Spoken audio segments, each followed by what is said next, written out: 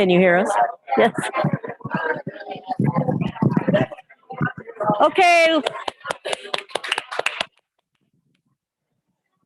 So we are streaming and in person. So we will be doing, anybody voting though will only be voting online. I mean, in person. Everything's been online for the last year. So welcome to the 2021 meeting and national specialty. All right.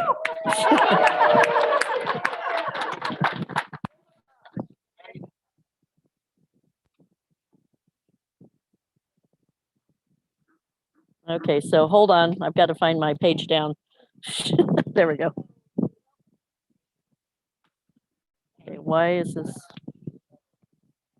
I don't know why I'm not going down. How about this? Next.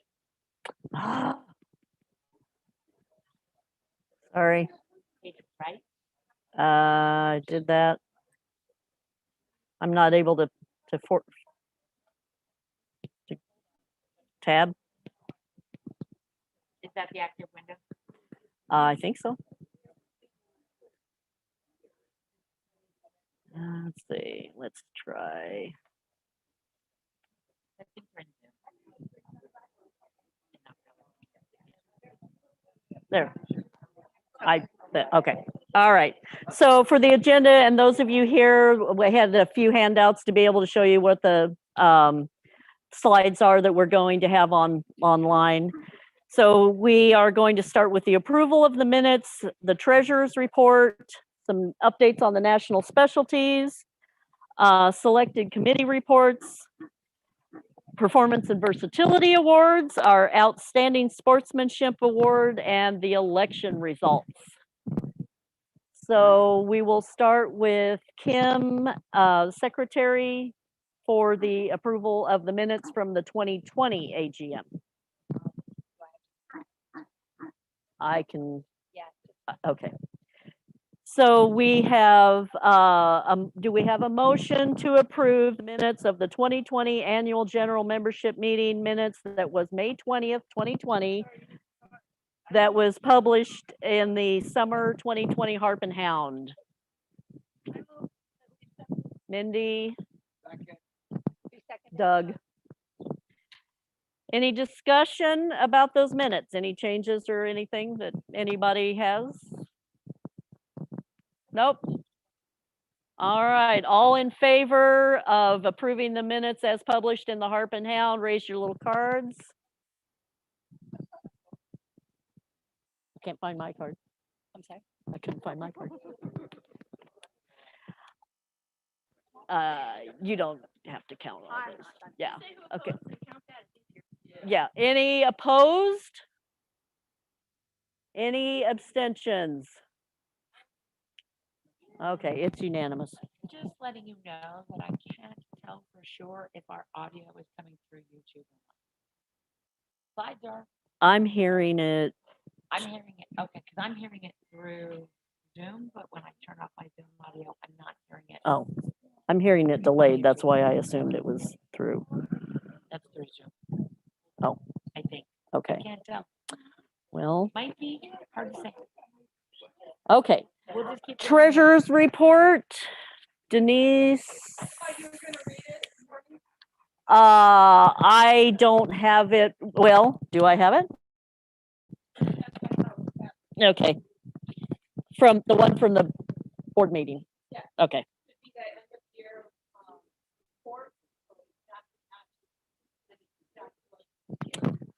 I don't know that I have it printed. Okay.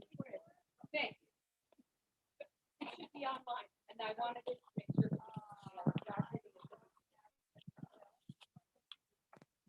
I can't get to it online. Okay. Yeah. We'll get that and we'll come back to that. Okay. National specialties. Next year in 2022 will be in Fair Hill, Maryland. Doug Marks as the chairman and Sherry Eric as his assistant. She's sitting down. She's She's hiding over there. Um, May 10th and May 10th through 12th is our dates. And Doug has the logo. Doug Marks, I will be your show chair next year. Barry Irick, our co, and my lovely wife. And the secretary, Amy. She's going to be our press secretary. That's right. So she's got the floor. Okay. As Tracy said, it's Versatility, Maryland. Which is really near Elkton, Maryland. But all the details will come out on the website. It will be May 10th to 12th. The judges are Forrest Hand for regular classes and Herbie Meyer for sweeps. Hey, Herbie. The schedule will be very similar to this year, and of course, depending on how many entries we get. At this point, it looks like we will run Legra and ASPA maybe on Monday and Friday. All on site. The only thing not on site will be the judges' dinner, and it will be right down the road a few miles at the University of Delaware. RVs are welcome on site. The hotel information will be forthcoming. As I said, everything will be on the website, and we'll get the Facebook page going. We literally just finalized this like the day before we left to drive out here. This is at a state park, and state parks don't allow you to commit until 1 year before the event. Yeah. And, I know. Which Nina knows very It's well. unusual. And then we had the COVID situation. So we've been sort of arguing for 2 years about, the rules change in every state, and this will be in Maryland, and we're right on the border of Pennsylvania, Delaware, we're right in that corner. And then it was, how many people can be there, spectator, all that. So right now it looks like everything's A-okay. COVID has been cured. No masks are needed. We can have 1 billion people if we want. So all is good with that. And I guess the last thing is I'll explain the logo. The property that we will be on is a state park, as I said, but it was originally property owned by William DuPont. He had 7,000 acres at, I guess it was around 1928, and he built a mecca for fox hunting and racehorses. Yeah. Sort of the unique thing about this is around this 7,000 acres, he built 17 miles of fencing. And that around that property, so that the hounds when they hunted, they wouldn't go off the property. Although 7,000 acres is a lot of room, but he also built, and you will see when you come, that most of the fencing is still there. He built bridges over all the roads and tunnels under some other roads, so the hounds wouldn't be bothered with traffic and cars and things like that. And you'll certainly be able to walk wherever you want. The state park itself now is about 5,600 acres. And there's trails, and we'll have trail maps and all that stuff. So there's tons of places to walk your dogs. It's just a beautiful property. Doug and I both grew up fox hunting there. He with one hunt and myself with another. We didn't meet at the time, but we both know the property very well. We live right down the road. Let's see. And they also hold other events there. We will actually be at the county fairgrounds, and there's a lot of shade and extra buildings, big grandstands. And there's like an indoor building that they use for like their 4-H stuff, if we have a hurricane. So if we have to go inside, we can. And obviously there's big bathrooms and showers and all that stuff. It's a really nice site. I guess that's it for the show. And obviously I can't answer very many questions because we just finalized it, and we're going to meet with them as soon as we get back and work on the details, visit the hotels and stuff like that. And I guess that's it. Any general questions? I was going to say, don't ask for questions. I'm not answering any questions. He is. Is Dallas Airport with flight?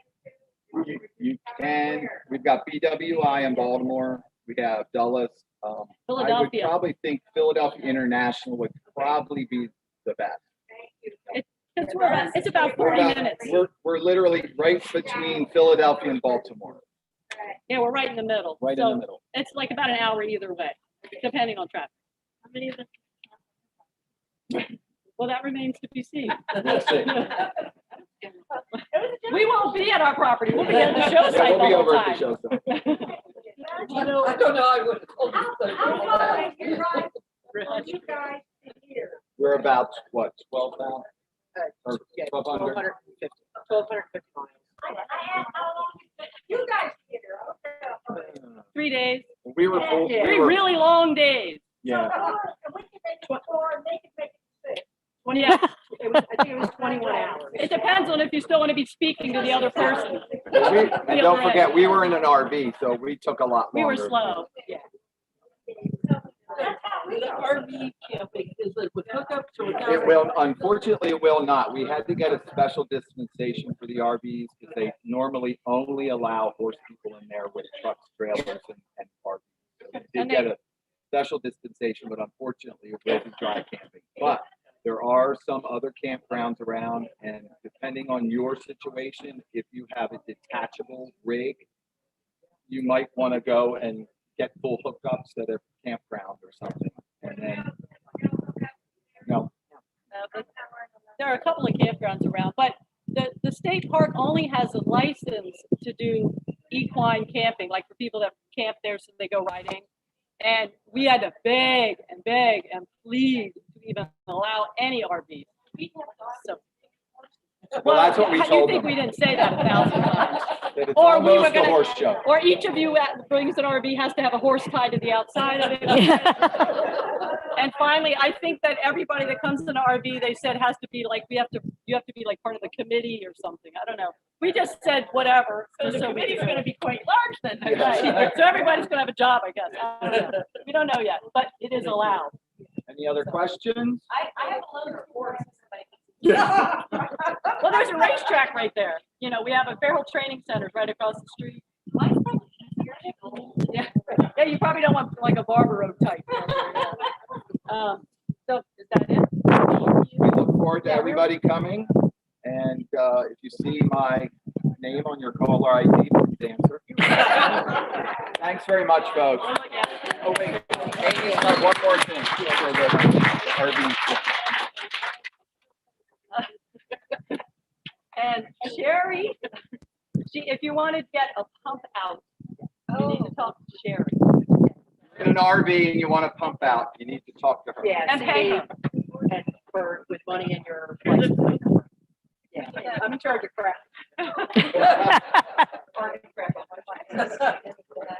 Okay. Okay. I thought you were gonna do this. We're working on it. Well, yeah, if you can give it to me, but let's wait until finish this and then, okay. Okay, then for 2023, we've approved the show to be in the Dallas-Fort Worth area, but it's technically McKinney, Texas. And our regular class judge, who was supposed to be our judge this year, but COVID, you know, Knut, Olaf, Willie will come and judge in Dallas, or in, I'm sorry, McKinney, instead for us. The sweepstakes judge is yet to be determined, and Kim Stamen will be our show chairman. And if you don't have anything to say, The facility is, they do a lot of dog shows, barn events, so they're very, very familiar with what we're going to need. Everything will be done, all the events will be done on site. There will be RV camping, there will be electric hookups only. There's also going to be an overflow RV camping available, that will be dry camping. So we're still putting all of the details together. There's also plenty of pet-friendly hotels in the area, so the chances of us having a official show hotel is very small.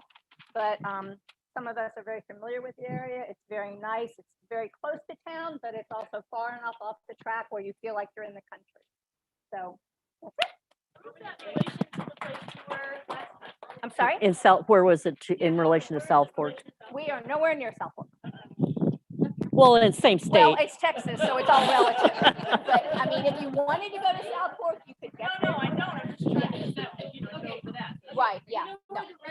plan was for some of the people say, if you go up that highway about 15 miles. And there's login, or there's a website listed on the slides, or and you've got it on your handout for the Myers Park where this will be held. So you can look at that. That on the website soon. Yeah. When I Okay. get back. Okay, Denise, I can read these if you want to. Whichever ones you want. Well, I think. I think just those and maybe these two. if you want. Okay. Okay. All right. So for the treasurer's report, our assets as of the end of December 2020, the Bank of America account, which is now completely closed, right? Okay. So we have three, as at the end of the year, we had three accounts with money in them. The total assets of all of that is $109,000, 158 and 14 cents. We had in the Canine Health Foundation end of year balance was $2,458, and the Purina Parent Club Fund is 551. And then general fund, is that what you were going to have me read? Anything else? I wouldn't, yeah, it all adds up to Yeah. that number. Okay. So I think that's really what you need to know, Okay. unless you've done it different. Yeah. So that gives us gives you our general assets total, and we'll have a report that will get published in the membership only section of Right, the website. and the other thing is you could say that this has been reviewed. They can hear you, so if you go on and Oh, just say It's it. been reviewed by the CPA. It also has been submitted for our 2020 taxes, which we had to file by May 15th. So it Okay. all matches. That's a good thing. We like it to match. Thank you, Denise.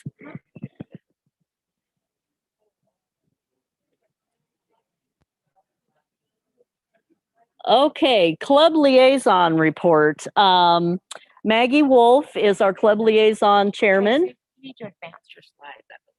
Oh, I already did. Okay, then we're stalled out on, or on YouTube, or my connection's too slow. I went back and then came forward, so maybe that's why. I'm showing. Right. Okay. And it's, okay, well, we'll worry about it in a minute. Anyway, sorry, back to Maggie Wolf. She's the club liaison committee chairman, and she wanted me to let everyone know that's in the club liaison committee or group, right, Maggie? Representative from the regional clubs to the IWCA club liaison group. She will be having a meeting on tomorrow night at 6 p.m. Short meeting at her trailer, which is back this way. Okay. And anything else, Maggie, you wanted to say about that? I don't think so. If you know the liaison representative not here, you have to be here.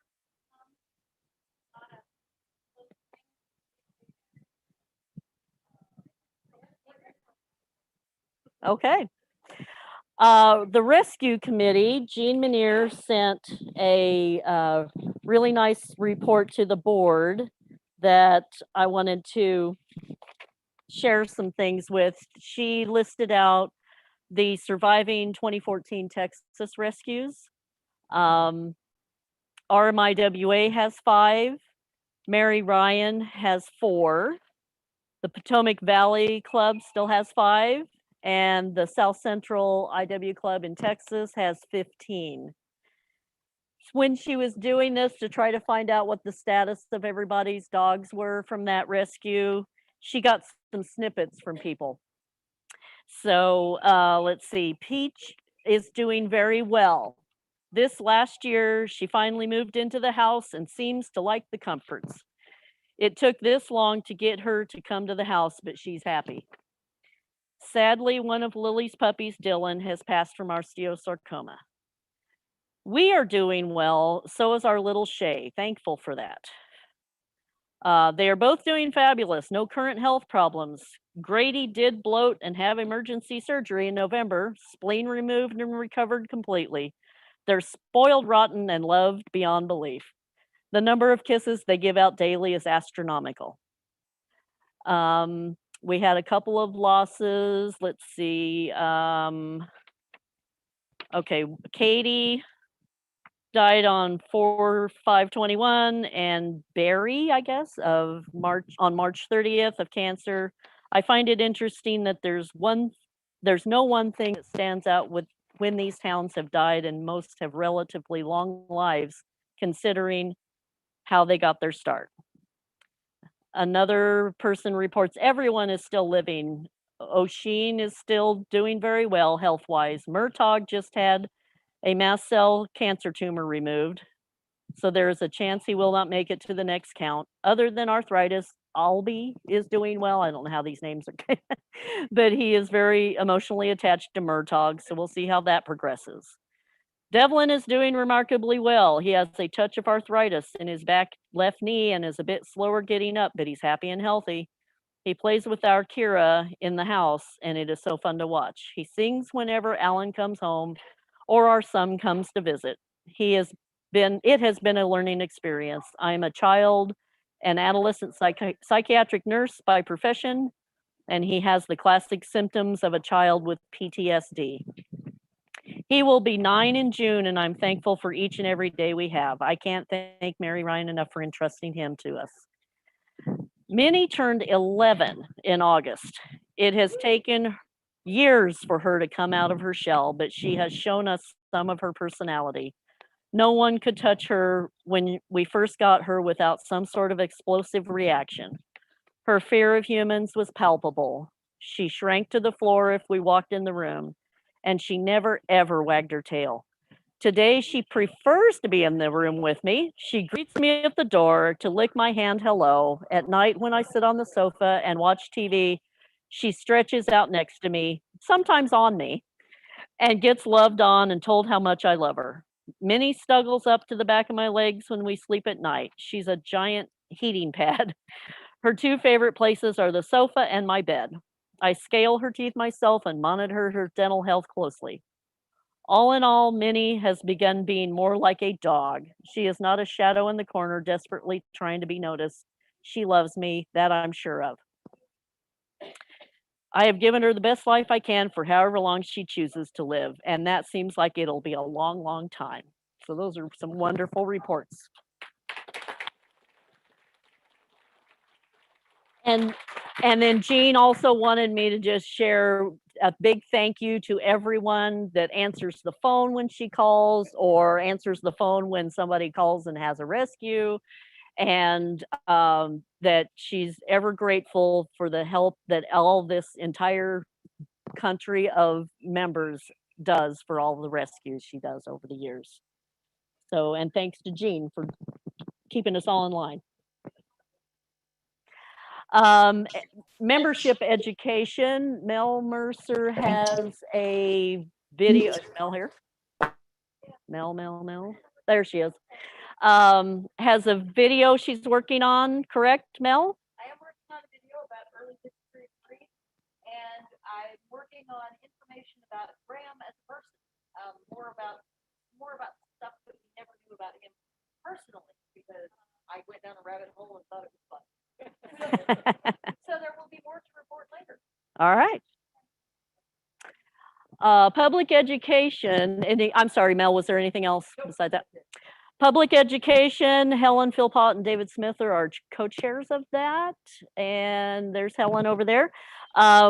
They have organized pretty quickly, because AKC has been going back and forth about whether they will be having the Meet the Breeds grand tour they were going to do last year and now pushed to this year. On your sheets and online, we have the list of the cities where we will where the Meet the Breeds will be happening. There are only a couple right now that will not be attended at this point. We don't have any IWCA participants that can attend, and that's Chicago, Columbus. Helen, did you have anything more to say about that?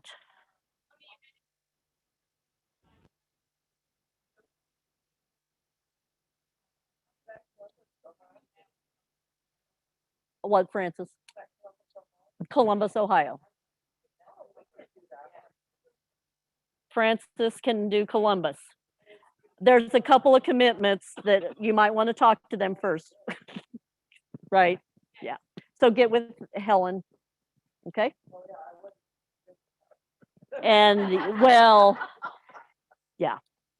It's November 13th and 14th, Francis. So.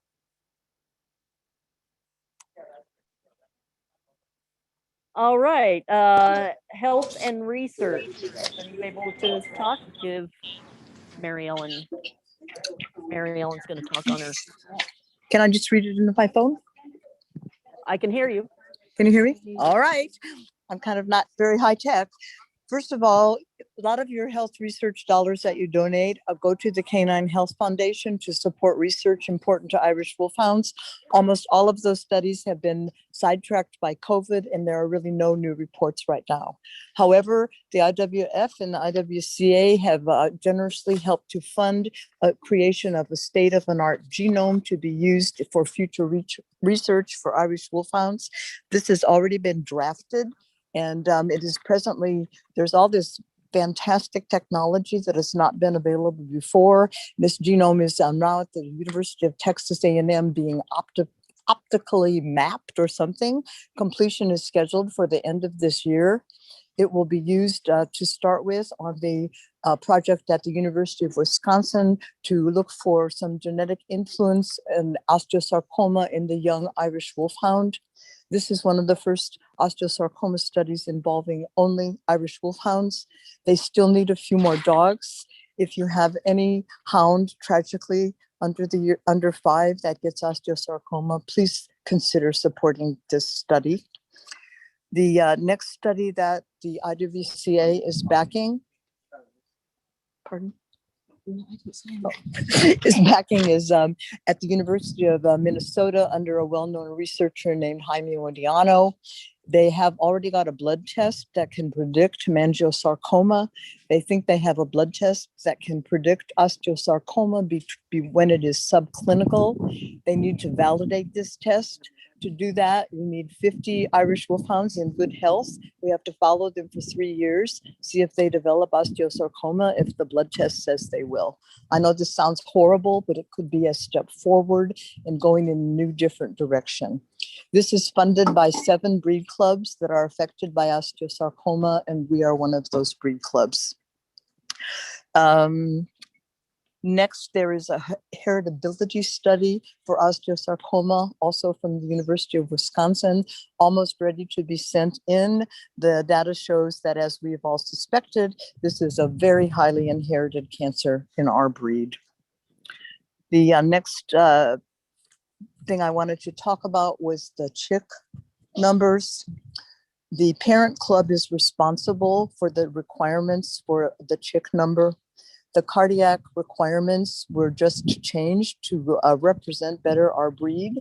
And then the cardiologist decided every dog, despite what kind of heart disease their breed might have, needs to have an echo. If they want OFA certification and ACA advanced cardiac clearance, we have no choice. They have to have one echo. However, we are trying to do something to reward the people that care enough to get the chick numbers. We're creating an open database that is just going to be for follow-up EKGs. The parent club requirement for your chick number for cardiology clearance is now going to consist of an echocardiogram and participation in this open database on a yearly basis. This is not going to take away anybody's chick number. We are not going to enforce this like the Gestapo. This is going to be voluntary to help the dogs and to help people who care enough to do this testing. It's kind of sticking our toe in the water to an open database. We're doing some of it on the IWDB, and people, I think, are being more and more open and understanding this honestly is about the health of your hound and the health of your breed and not any big secrets. And then we are acting more with the liaison committee, trying to make cardiac testing more available to small groups and to regional specialties. We have done data, and you guys have all helped so much. And we show now that we can check our dogs on a yearly basis with an EKG, and it is meaningful. Your dog, because he is normal at 2, does certainly not mean he's going to be normal at 5. So this is going to help. And if anybody has any questions or wants to talk about having an event, please just come and talk to me. The last thing is the health committee is now working closely with Harp and Hound, trying to cover things that the membership is interested in. So please, if you'll let us know things that you want to be looked at or studied, we'll be happy to work with you. Thank you.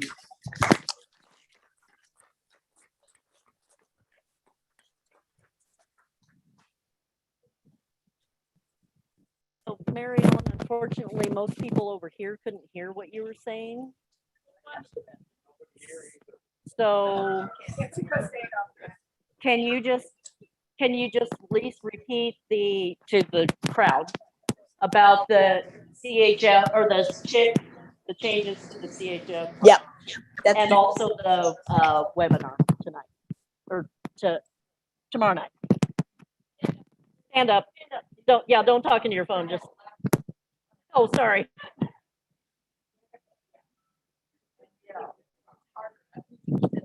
I know, sorry.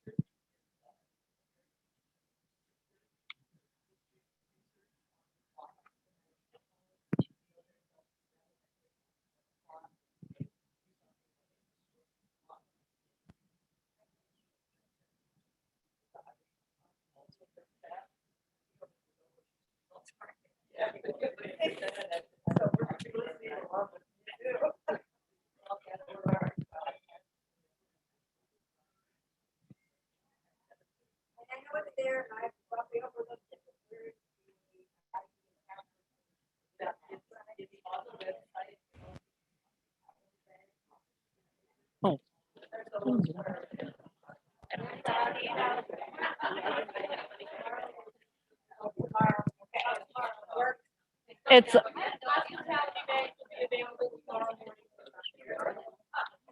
It's also in the handouts and it's online as well.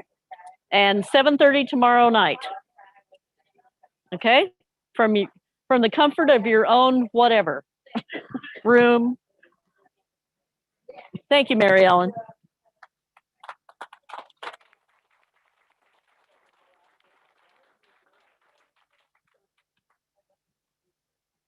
Okay.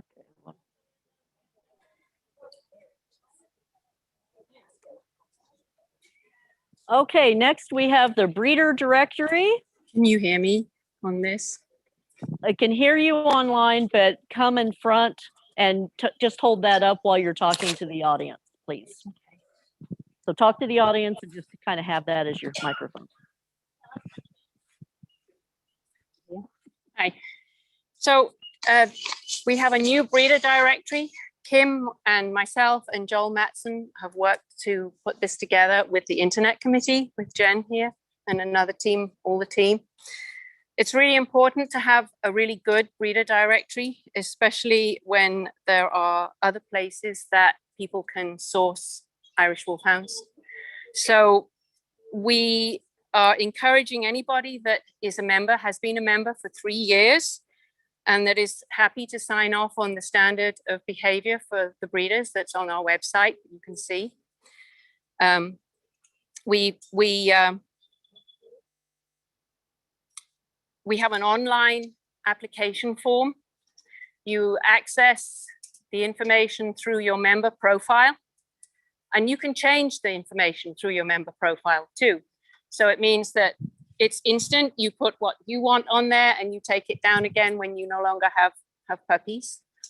We're going to review this in a little while to see how it's working. We're eager for feedback. But right now, we would really encourage all of you to sign up, join it, so that when we will have people looking for puppies, there's a really good group of people as a resource that can be contacted to get information about where to find their puppy. So if you haven't signed up, we would really appreciate it if you would do that. If you have any questions about how to do that, ask Joel or Kim or myself, and I'm sure Jen will help too if you have technical difficulties getting on there. Thank you. Thanks.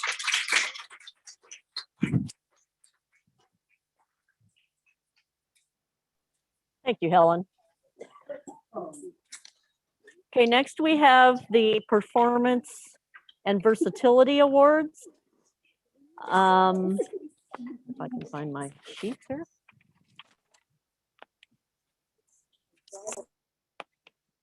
We had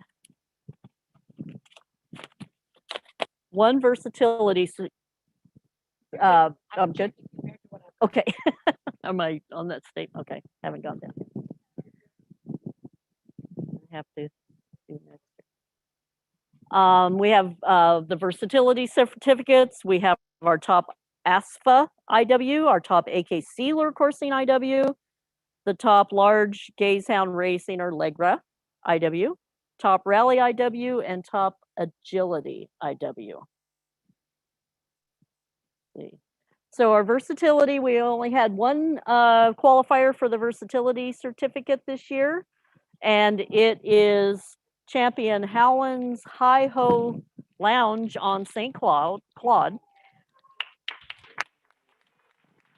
And because I can't read my notes, I'm going to have to remember all of these initials. So BN is beginner novice, right? Everybody correct me here. Rally excellent. The next one's agility, something jumpers. Okay. BCAT, which is the first level of the Fast Cat competition. GRC, that's Gazehound Racing Champion. CGC, Canine Good Citizen. And TKN is Trick Dog Novice. So congratulations to David and Risha. And here's your, I guess I should have taken it out of there for you. Do you have your notes for the rest of it? Because I can't get to them. Or can you kind of talk about them at least? If you don't want to, that's fine. We'll just have to kind of, yeah. Okay, let's go down next one here. Okay, then our number one ASFA lure coursing Irish Wolfhound is Kalkara's Anya the Alluring, who gave us a little demonstration in diving dog and synchronized swimming yesterday. She kind of took a little dump in the pond yesterday and came out pretty wet. I think she was as surprised as everybody else that she went in there. This is the third time in the row. She is the third year in a row. That's right, because it was 2019. So this is the third year in the row that Anya is the number one Irish Wolfhound in ASFA. That's great. Then our number one AKC lure coursing. AKC also has lure coursing that's slightly different scoring wise from ASFA. And that's Padraig Black-Eyed Susan. And I don't. What? Oh, sorry. Okay, there's the slide. And then our number one Legra dog is coincidentally champion Howlin' Hi-Ho's Lounge on St. Claude, right? Is that how you say that? I just read you all of his or hers. Is it hers? His. Okay, sorry. Claude. Oh, okay, this is Claude. All right. Well, I never know which the word is. So that also David and Risha owns that dog. And the number one AKC Rally IW is Howland's MB Tipatina Rose. Congratulations, Dave and Risha. Number one AKC Agility IW, Howland's Praline. And the number one AKC in Fast Cat, which is just like, kind of like Legra, but just timing how fast the dog runs. And they get points for just running a certain speed. The number one in Fast Cat is Bella Rose's Royshan Duff, I don't know, Mead Denua, who and thank you, David, for keeping us on track with all of those dogs and taking care of keeping track of our awards. And let me advance through our slides here. So our next thing is the AKC Outstanding Sportsmanship Award. Every year, AKC allows us gives us a medallion, right? Yeah, and it's in my van. Oh, okay. Because I wouldn't forget it in my van with my husband back to the hotel. Oh, it's back in the hotel. Okay. All right. Well, we'll talk about it, and then this person will get it later. How's that? Okay. So sometime before Friday or Thursday, she'll get it. Yeah. So we gathered a few comments about this person, and the way we do the Outstanding Sportsmanship Award is that people can make nominations, we call it, or suggestions, and just merely on the number of suggestions we get from members of the club, and of course it has to be a member of the IWCA, we award it to that person. It's based on their promotion of our club, of sportsmanship with Irish Wolfhounds, and with just good general stewardship of Irish Wolfhounds. I got a rather late comment from somebody yesterday, so I'm gonna, or 2 days ago, I'm gonna try to read it without giving the person's name away here. So this person has shown me what sportsmanship looks like in dog sports, conformation and lure coursing.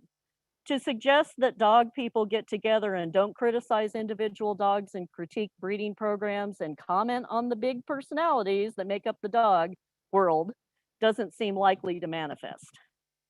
Sitting next to this person at a dog show has taught me so much about conformation, movement, and temperament.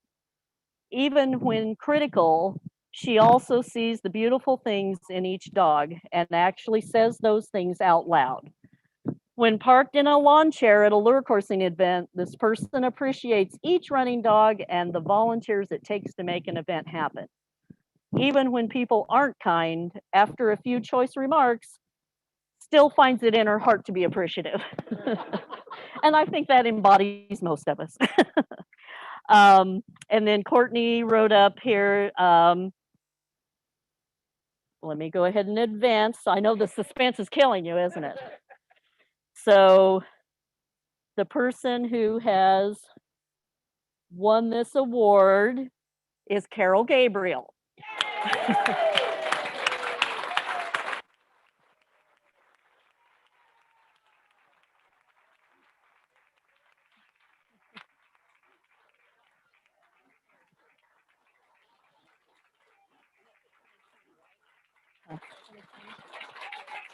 That's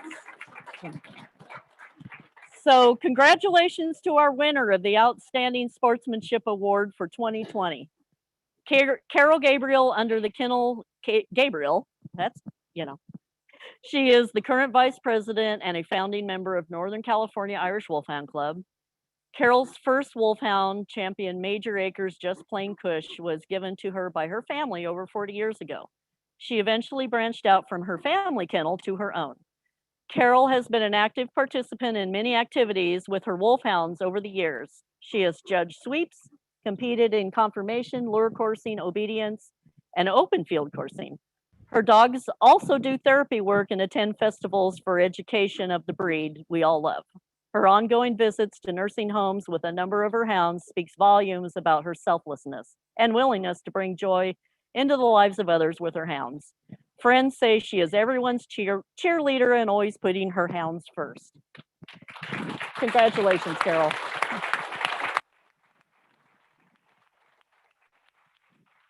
And hopefully you guys will be able to see, or I'll have it up here later, the photo that I stole from Carol's Facebook page of her hugging a couple of little puppies. So, okay. The next thing I think we have is the election results. Oh, I don't have that. Okay. Hold on just a second.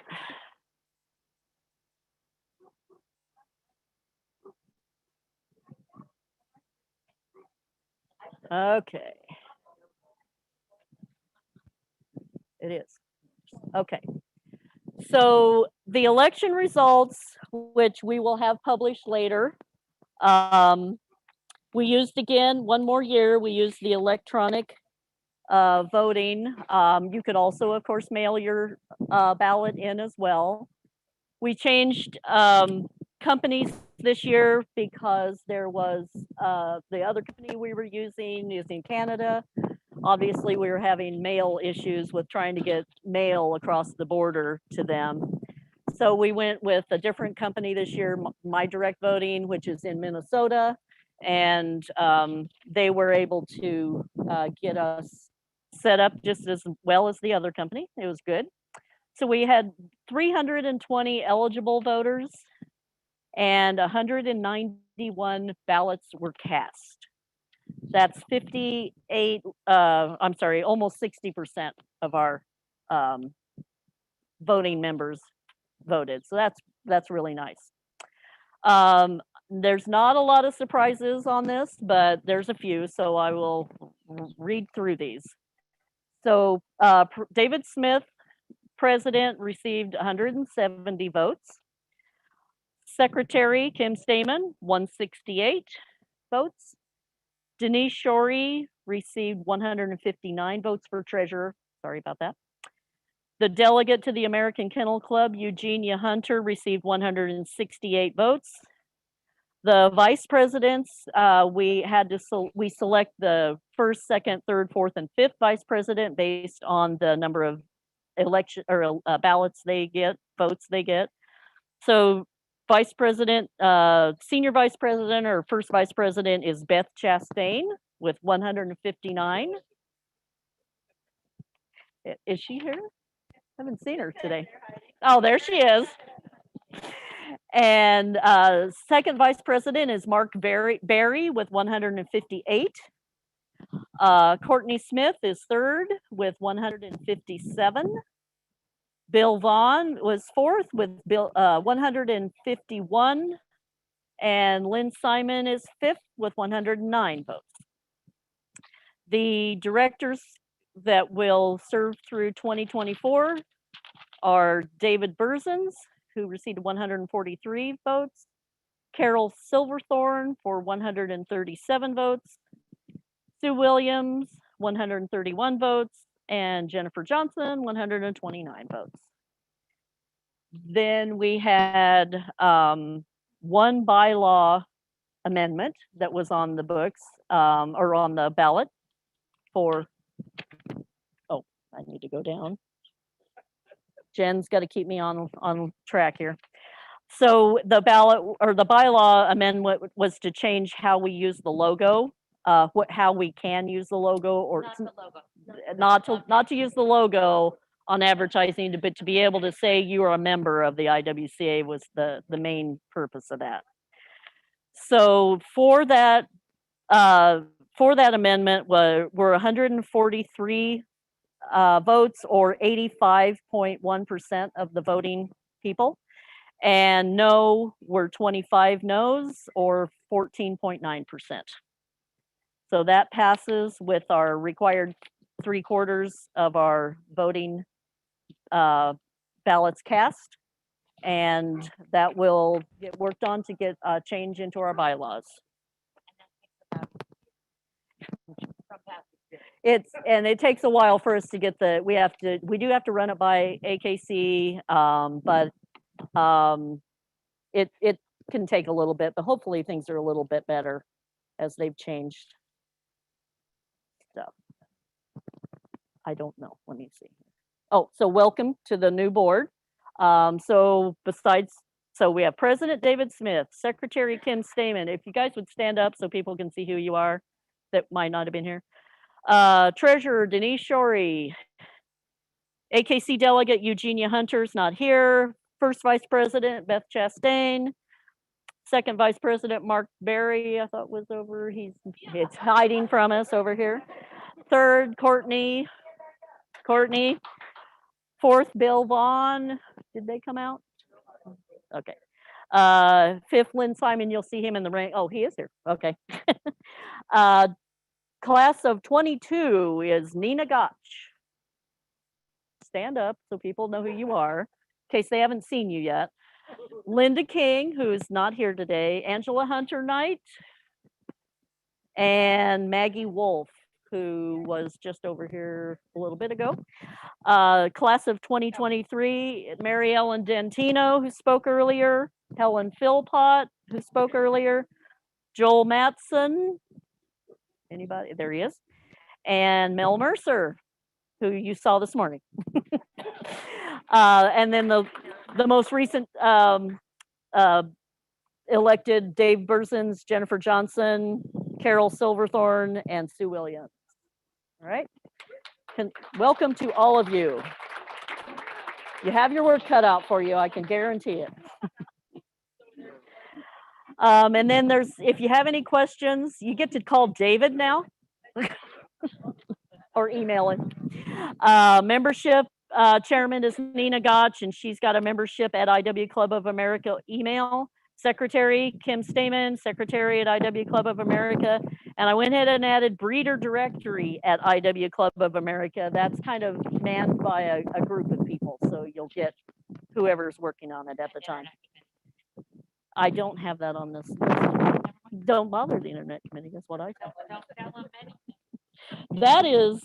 That is all of the presentation Before we online. die, one